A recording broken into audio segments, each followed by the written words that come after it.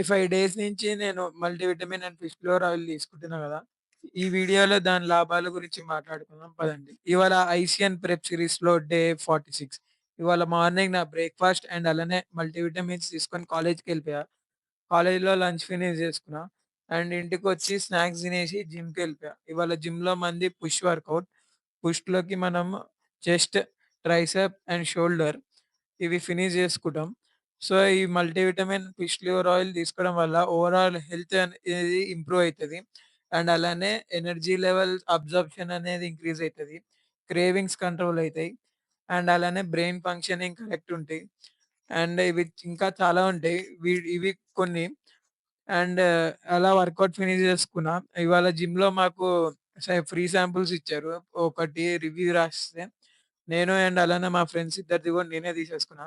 ఇంటికొచ్చి డిన్నర్ తినేసి పండుకున్నా. బాయ్.